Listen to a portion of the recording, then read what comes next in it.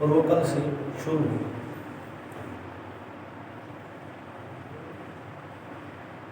آج انشاءاللہ آپ رحمۃ اللہ تعالیٰ علیہ کی چند باتیں اولیاء اکرام کے ساتھ معیت یا مومنین مسلمانوں کا اولیاء کے ساتھ یہ جو تعلق اللہ کی طرف سے بنایا گیا ہے اس کا انشاءاللہ ذکر کریں گے۔ ابتدا اللہ کے محبوب جان عالم فرماتے ہیں کہ جو مجھ پر ایک بار درود پڑھے من صلی علیہ مرۃ فتح اللہ لہ بابا من العافیہ، جو ایک بار درود پڑھتا ہے اللہ اس پر 10 رحمت، اللہ اس کے لیے ایک عافیت کا دروازہ کھول دیتا ہے۔ مل کے پڑھ لیجیے اللہم صلی علی سیدنا و مولانا محمد وعلی آل محمد صلی اللہ علیہ وسلم۔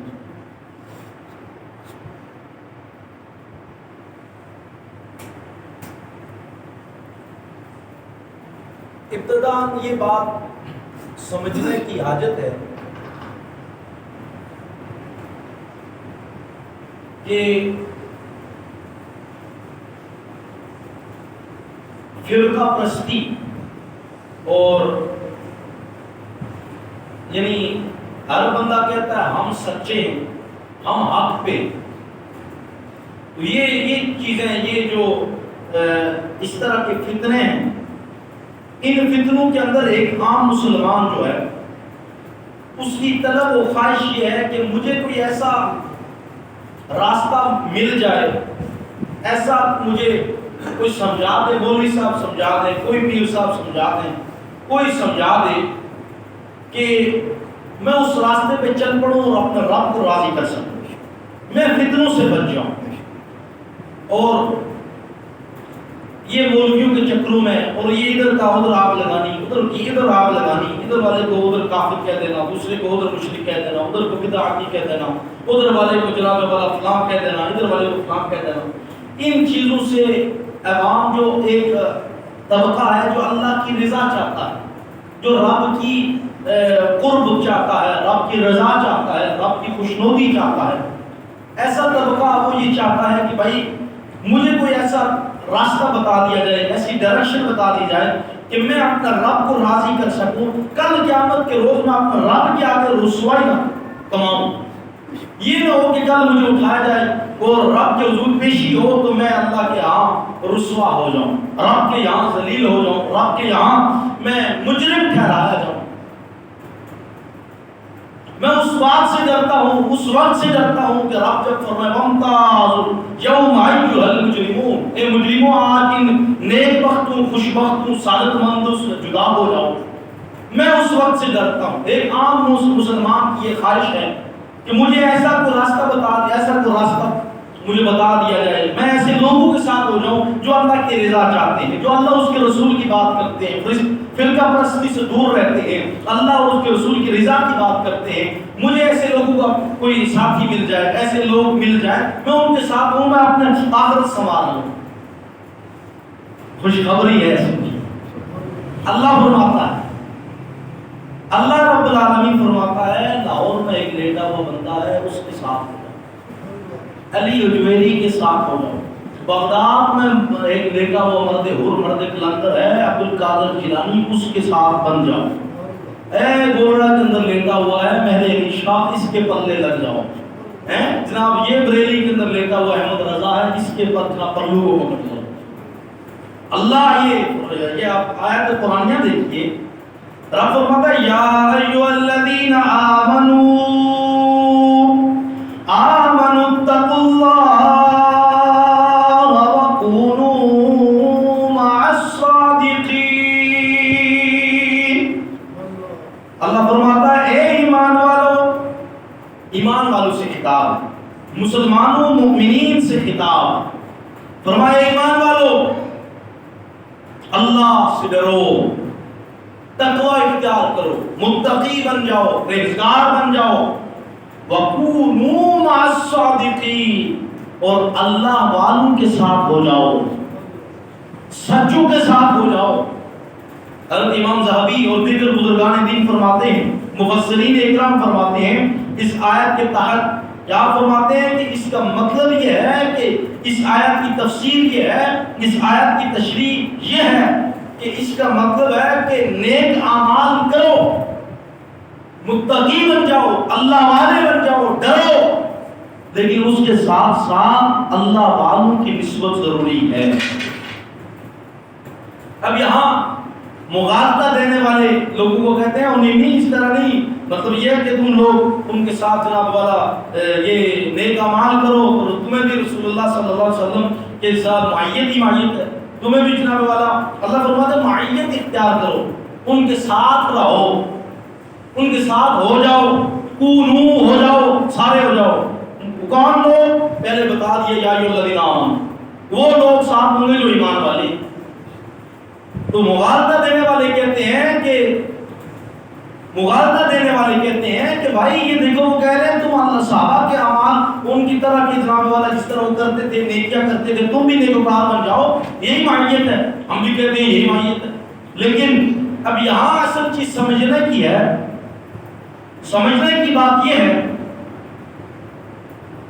کہ اللہ رب العالمین جل جلالہ نے فرمایا یا ایھا الذین آمنوا اتقوا اللہ، ایمان والو اللہ سے ڈرو اور اللہ والوں کے ساتھ سچوں کے ساتھ ہو جاؤ۔ اب میں کہتا ہوں ایک بندہ ہے جو اپنے کام کاج کر رہا ہے، دنیاوی مصروفیت کے اندر، مشاغل کے اندر مصروف ہے، شب و روز اس کے اسی معاملات کے اندر گزر رہے ہیں، اب وہ اپنے شیخ کے پاس، اب وہ اپنے عالم صاحب کے پاس، اب وہ اپنے امام صاحب کے پاس، اب وہ اپنے نیک کسی بزرگ کے پاس حاضری نہیں دے سکتا، اسے معیت کیسے حاصل ہوگی؟ اللہ تو فرماتا ہے ساتھ رہو، تو ساتھ کیسے رہا جائے گا؟ علماء اہل سنت فرماتے ہیں ساتھ کا ہر وقت رہنا ناممکن تو نہیں ہے، ممکن بھی ہے، لیکن ہر وقت اپنا کام کاروبار مشاغل چھوڑ کر سارے ایمان والے اگر آپ یہاں بیٹھ جائیں تو پھر بنے گا کیا؟ فرمایا اس کا یہ مطلب نہیں، فرمایا مطلب یہ ہے کہ وہ اللہ والوں کے ساتھ منسوب ہو جائے، ان کی نسبت اپنا لے، اللہ سے معیت عطا فرمائے۔ رسول اللہ صلی اللہ علیہ وسلم فرماتے ہیں کل قیامت کے روز اللہ جل شانہ ہم اس لیے محبت کا دم بھرتے ہیں، ہم اللہ والوں سے اس لیے پیار کا دم بھرتے ہیں کہ یہ پیار خالص اللہ کی رضا کے لیے ہے۔ ہمیں عبد القادر جیلانی کی کسی نے پراپرٹی ڈیلر نہیں بنایا کہ جناب ان کا فلاں مرلے کا مکان ہے، تم نے بیچنا ہے، تم نے فلاں زمین ہے تو تم نے بیچ دی ہے، تم نے نعرے لگانے ان کے، نہ ہمیں اس لیے نعرے لگانے ہیں کہ جنت میں ان کے ساتھ رہنا۔ ہم داتا گنج بخش علی حجویری رحمۃ اللہ علیہ کا قصیدے اس لیے پڑھا کرتے ہیں، ان کا ذکر خیر اس لیے کرتے ہیں کہ ہم نے داتا کے ساتھ جنت جانا ہے۔ ہم مہر علی شاہ کی محبت کا دم اس لیے بھرتے ہیں کہ ہم نے مہر علی شاہ رحمۃ اللہ علیہ سے زمین نہیں لینی، کوئی جائیداد نہیں خریدنی، کوئی گدی ان سے نہیں لینی، وجہ یہ ہے کہ مہر علی شاہ اپنے نانا کے صدقے ہمیں جنت داخل کروائیں گے۔ اللہ والوں سے نسبت وجہ یہ ہے، سبب یہ ہے۔ اب یہ اس عام مسلمان مومن کے لیے رب فرماتا ہے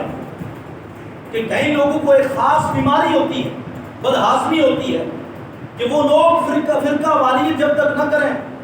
وہ لوگ جب تک ایک دوسرے کی ٹانگیں نہ کھینچیں، وہ لوگ جب تک ایک دوسرے کے بارے میں مغالطات نہ کر بکیں، ان کو کھانا ہی ہضم نہیں ہوتا، ان کا دن ہی نہیں گزرتا، ان کی دیہڑی نہیں چلتی۔ اللہ فرماتا ہے ایسے لوگوں سے دور رہو، ایسے لوگوں سے دور رہو۔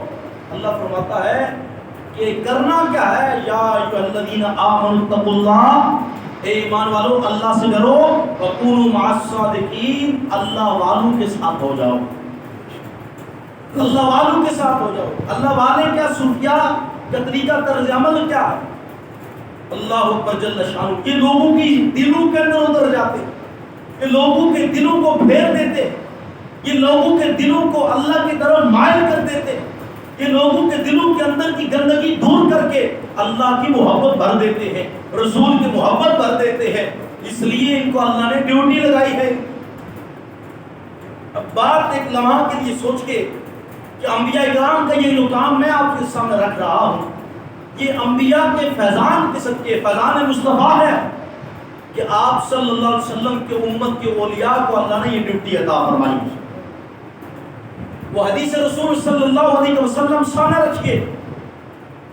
کہ اللہ کے حبیب جان عالم صلی اللہ علیہ وسلم فرماتے ہیں، حضور فرماتے ہیں میری امت کے علماء بنی اسرائیل کے انبیاء کی طرح ہوں گے۔ اب اس کا یہ مطلب نہیں کہ وہ نبیوں جیسے ہوں گے، یہ نبی ہیں، نہیں، ہرگز ایسا نہیں ہے، لیکن مسئلہ یہ ہے کہ جو کام انبیاء کیا کرتے تھے اور دور و دور سے جناب والا سفر کر کے اللہ کے دین کی اشاعت کے لیے، ابلاغ دین کے لیے، تبلیغ دین کے لیے، اللہ کے رسول کے فرامین کو پہنچانے کے لیے وہ انبیاء